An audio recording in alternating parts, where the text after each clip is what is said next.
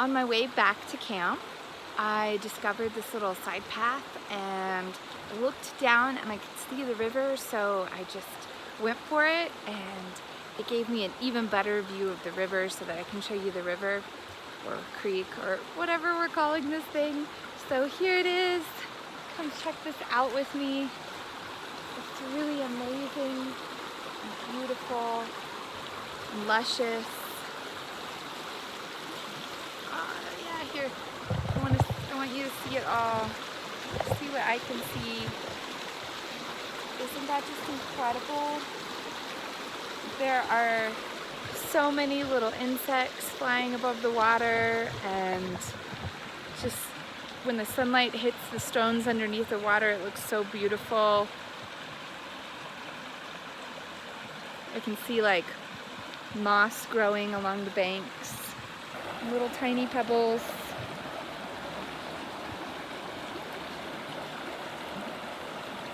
I'm pretty sure a lot of critters like the spot. If I were a critter, I would come here to drink water.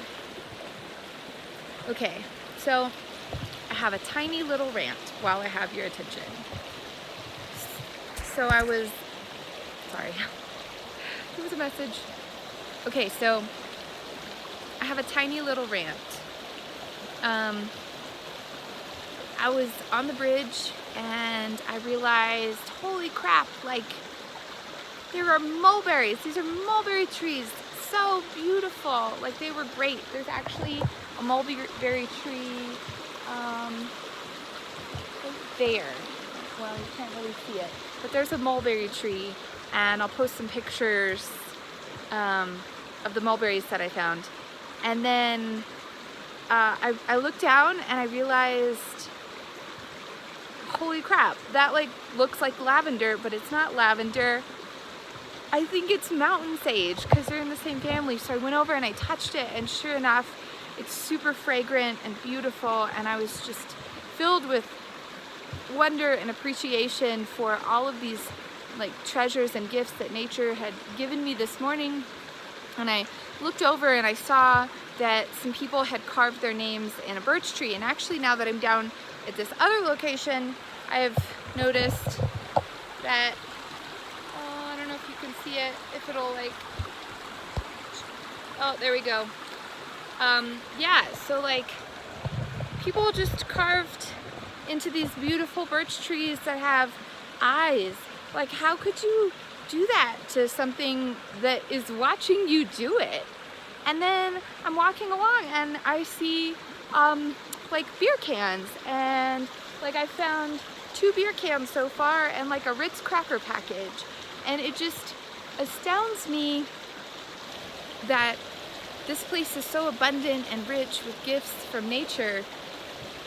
And like, why aren't people giving back? You know, like nature is here. I was reading this chapter in Braiding Sweetgrass, and it was about the gifting economy, and I'm about to be at Burning Man where it is a gifting economy.